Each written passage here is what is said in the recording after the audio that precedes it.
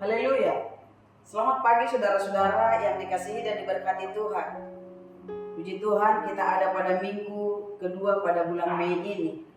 Meskipun dalam hari-hari yang kita jalani banyak hal yang membuat kita bertanya-tanya, kapan situasi sulit ini akan berakhir? Tetapi percayalah, dalam keadaan apapun yang kita alami, kebaikan Tuhan tetap bagi kita. Mazmur 103 ayat yang kedua berkata, "Pujilah Tuhan hai jiwaku, dan janganlah lupakan segala kebaikan-Nya." Sebelum kita membaca dan mendengarkan firman Tuhan, mari kita berdoa. Bapa kami di dalam surga, kami bersyukur pagi hari ini ada kesempatan bagi kami untuk mendengarkan kebenaran firman-Mu. Kuasai hati dan pikiran kami Tuhan. Biarlah Roh Kudus Tuhan menolong setiap kami. Berbicaralah kepada masing-masing kami Bapa, dan hamba-Mu yang akan menyampaikannya diurapi dan dikuduskan oleh Tuhan, sehingga dengan setiap perkataan dari firman yang disampaikan memberi kami kekuatan dan pengharapan. Di dalam nama Tuhan Yesus kami berdoa. Amin. Saudara-saudara yang diberkati Tuhan, mari kita mengikuti pembacaan Alkitab dari Filipi 4 ayat 12 sampai ayat yang ke-14 dan ayat yang ke-19. Demikian firman Tuhan. Aku tahu apa itu kekurangan dan aku tahu apa itu kelimpahan. Dalam segala hal dan dalam segala perkara, tidak ada sesuatu yang merupakan rahasia bagiku, baik dalam hal kenyang maupun dalam hal kelaparan, baik dalam hal kelimpahan maupun dalam hal kekurangan. Segala perkara dapat kutanggung di dalam Dia yang memberi kekuatan kepadaku. Namun baik juga perbuatanmu, bahwa kamu telah mengambil bagian dalam kesusahanku. Ayat yang ke-19. Allahku akan memenuhi segala keperluanmu menurut kekayaan dan kemuliaannya dalam Kristus Yesus. Tema kita pada pagi hari ini, lakukan sesuatu. Saudara-saudara diberkati Tuhan, untuk 2 bulan terakhir ini, kita benar-benar dihadapkan dengan keadaan yang sangat sulit dan berat. Ada banyak data yang menyebut bahwa lebih dari 1.500.000 orang kehilangan pekerjaan. Jumlah ini mungkin masih bisa bertambah lagi. Sebuah televisi swasta nasional di negara kita menayangkan bagaimana orang-orang yang terpaksa tidur di emperan-emperan toko karena mereka tidak sanggup lagi membayar uang sewa kamar sehingga mereka dikeluarkan. Ini semua terjadi karena toko di mana mereka bekerja tutup dan mereka diberhentikan. Orang-orang yang hidup di emperan toko ini harus menunggu belas kasihan orang lain untuk makanan sehari-hari. Syukurlah bahwa ada orang atau kelompok tertentu yang memiliki kemurahan hati dan berbagi makanan siap saji kepada orang-orang susah ini. Saudara-saudara diberkati Tuhan, tidak seorang pun di antara kita yang tidak terkena dampak dari apa yang disebut sebagai pandemi COVID-19 ini. Siapapun, apakah anak kecil, orang muda, orang dewasa, orang kaya, orang sederhana, dan orang miskin, semua terkena dampak. Orang-orang yang tidak terlalu mempedulikan agama, orang-orang yang serius dalam beribadah, semua juga terkena pengaruh pandemik ini. Negara-negara maju di dunia yang mengandalkan teknologi, mereka pun banyak mengalami kesusahan. Negara-negara yang dianggap miskin juga mengalami keadaan yang sama. Saudara, tidak ada seorang pun yang dapat mengatakan bahwa saya tidak terkena pengaruh pandemik ini. Semua orang mengalaminya, tidak ada yang tidak. Sebagai makhluk sosial, kita harus mengakui bahwa hidup kita bergantung pada orang lain. Kita tidak dapat memenuhi kebutuhan hidup kita sendiri. Kita bergantung pada orang lain, sama seperti orang lain bergantung kepada kita. Kita sudah mendengar dan mengalami sendiri bahwa ada sisi-sisi positif dari keadaan yang sulit ini. Kita bisa berkumpul lebih sering dengan keluarga. tingkat polusi turun drastis, khususnya di kota-kota yang selama ini terkenal dengan tingkat polusi yang tinggi. Kita dapat menggunakan teknologi untuk melakukan aktivitas kita. Padahal mungkin dulu kita tidak terlalu mementingkan teknologi. Kita menjadi orang-orang yang kreatif untuk mencari dan menciptakan ide-ide baru untuk bertahan hidup. Saudara, harus kita akui, dalam semua tragedi atau krisis yang dihadapi manusia, selalu ada sisi positifnya. Kata krisis memiliki dua arti. Yang pertama, titik di mana sesuatu terjadi atau berubah. Arti yang kedua adalah peluang atau kesempatan atau waktu yang tepat. Dapat diterjemahkan bahwa pada saat krisis terjadi, yang terjadi adalah perubahan dan kesempatan. Kenyataan inilah yang kita saksikan dan alami pada saat sekarang ini. Di mana-mana terjadi perubahan, dan pada saat itu juga ada kesempatan-kesempatan. Tergantung bagaimana kita menggunakan kesempatan itu. Apakah untuk melakukan hal yang baik atau hal yang buruk? Saudara yang diberkati Tuhan, selain sisi-sisi negatif yang kita alami dan rasakan dalam krisis pandemi COVID-19 ini, kita harus jujur mengakui bahwa ada sisi-sisi baik atau sisi-sisi positif yang kita alami dan rasakan. Saudara, salah satu sisi positif yang mungkin secara tidak sadar kita alami adalah kita menjadi orang yang terbiasa melakukan hal-hal yang tidak biasa kita lakukan. Menjadi terbiasa melakukan hal yang tidak biasa. Kita rajin mencuci tangan, kita terbiasa menggunakan masker, kita menjadi orang yang peduli dengan kesehatan kita, kita menjadi peduli dengan kebersihan pribadi kita, dan kita menjadi terbiasa dengan situasi ini. Saudara-saudara, lama-kelamaan krisis pandemik ini tidak lagi menjadi sesuatu yang menakutkan, sesuatu yang mengerikan bagi kita, tetapi mungkin justru menjadi akrab dengan kita. Artinya, kita hadapi saja, kita jalani saja, kita menjadi terbiasa dengan semua situasi sulit ini. Kita tidak tahu sampai kapan krisis ini akan berakhir. Mungkin akan segera, tetapi mungkin masih memerlukan waktu yang panjang. Saudara-saudara diberkati Tuhan, marilah kita belajar untuk terbiasa melakukan hal yang baik di tengah-tengah situasi yang sulit dan berat ini. Marilah kita membiasakan diri menghadapi kondisi sulit ini dengan pikiran-pikiran yang positif dan tindakan yang positif juga. Dalam bacaan Alkitab hari ini kita membaca bahwa Rasul Paulus sudah terbiasa dengan segala macam keadaan yang dialami.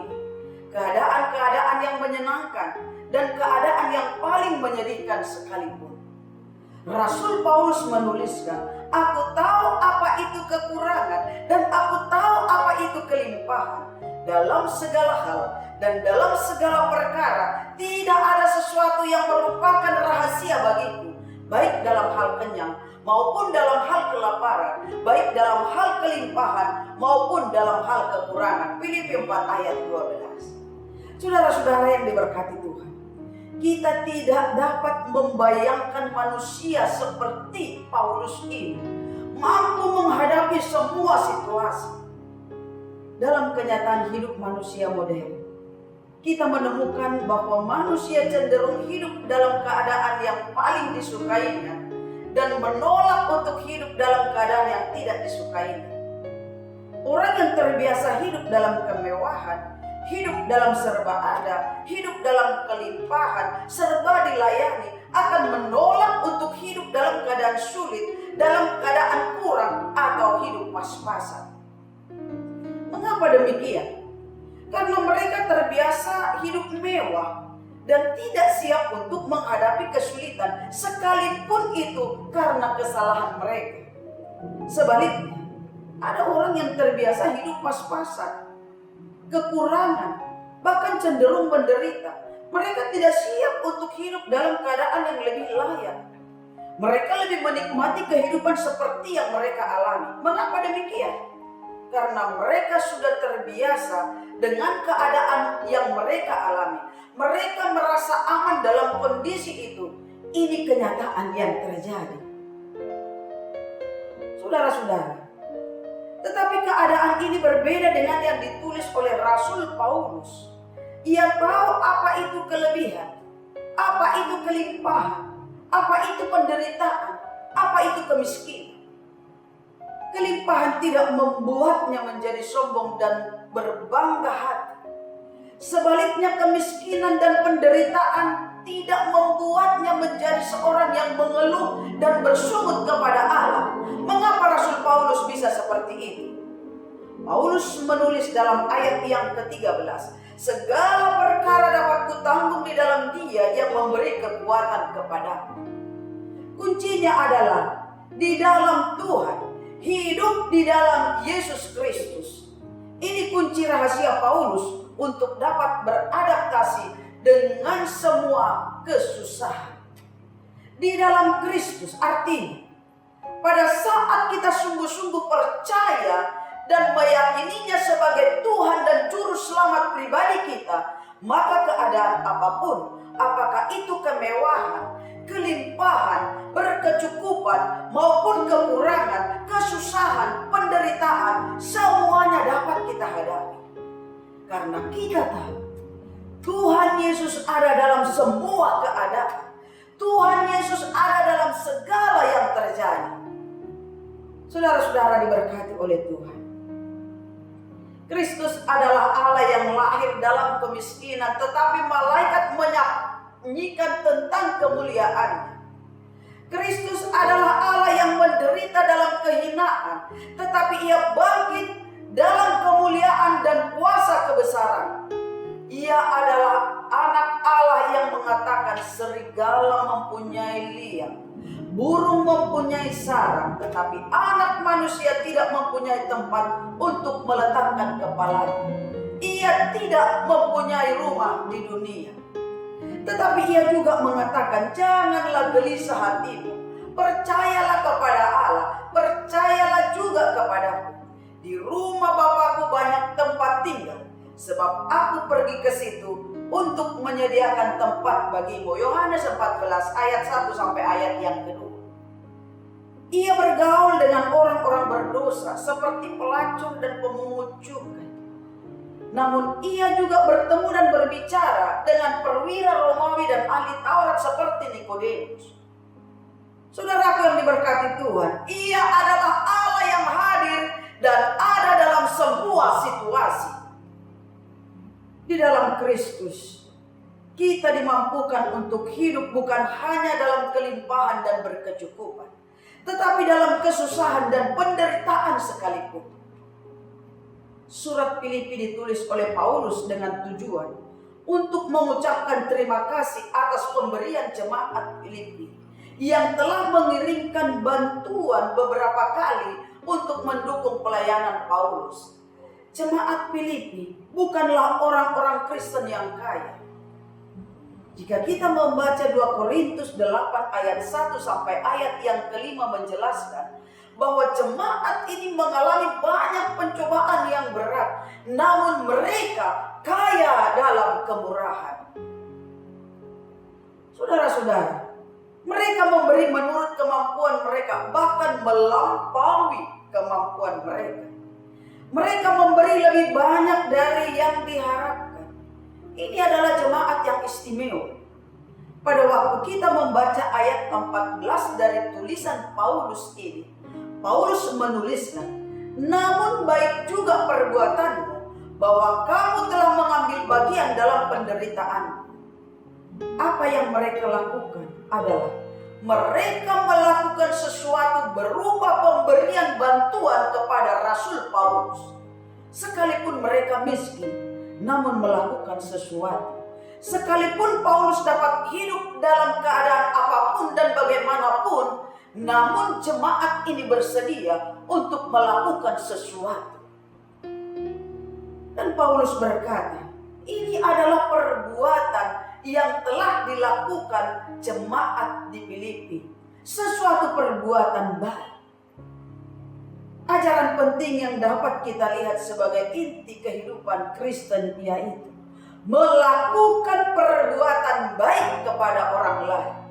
Dalam situasi sulit seperti sekarang ini, setiap hari kita menyaksikan banyak orang susah, banyak orang yang mengeluh, banyak orang yang bersungut, banyak orang yang saling mempersalahkan satu dengan yang lainnya, mempersalahkan keadaan, mengutuk orang lain.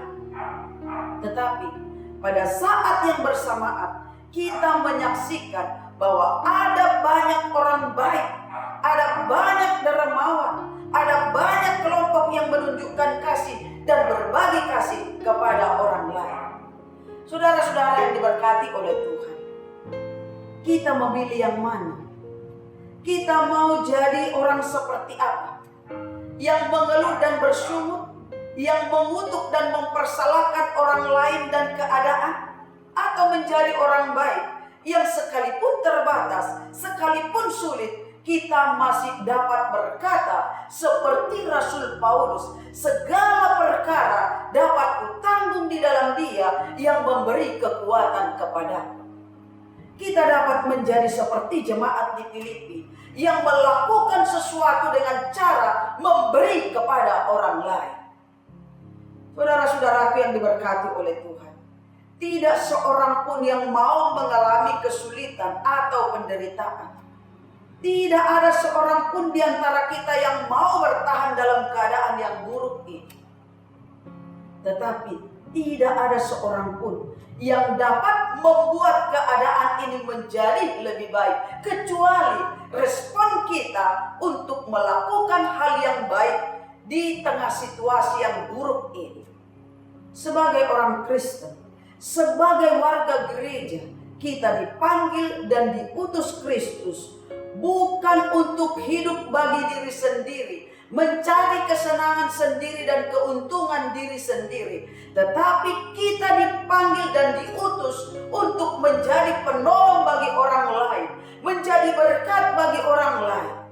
Jadi saudara, kita perlu menjadi orang yang dapat hidup dalam semua keadaan dan melakukan sesuatu yang baik kepada orang lain.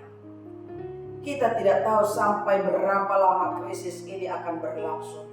Namun firman Tuhan sudah menguatkan dan mengajarkan kita bahwa segala perkara dapat kutanggung di dalam Dia yang memberi kekuatan kepadamu.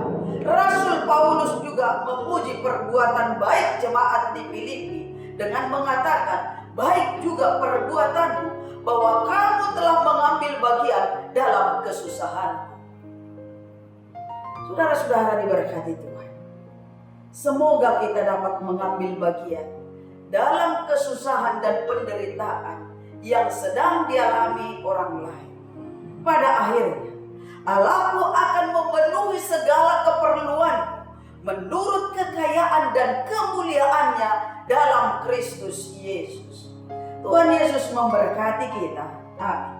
Pada kesempatan ini juga saya mengucapkan selamat Hari Ibu bagi Gereja Bala Keselamatan dan semua ibu-ibu yang ada di dalam Gereja Bala Keselamatan. Tuhan Yesus memberkati ibu kita masing-masing. Mari kita berdoa. Bapa kami di dalam surga, segala puji syukur kami naikkan kepadamu. Biarlah setiap kebenaran ini dimeteraikan olehmu ya Bapa, sehingga kami menjadi orang-orang yang berkemenangan, orang-orang yang dapat melakukan sesuatu untuk menolong orang lain, melakukan sesuatu yang menyenangkan hati Tuhan. Terima kasih Bapa untuk kebaikan-Mu dalam hidup kami. Berkatilah bangsa kami, berkati negara kami, berkati juga setiap umat-umat-Mu yang ada di Indonesia ini. Terima kasih Tuhan, ini doa kami. Di dalam nama Tuhan Yesus kami berdoa. Amin.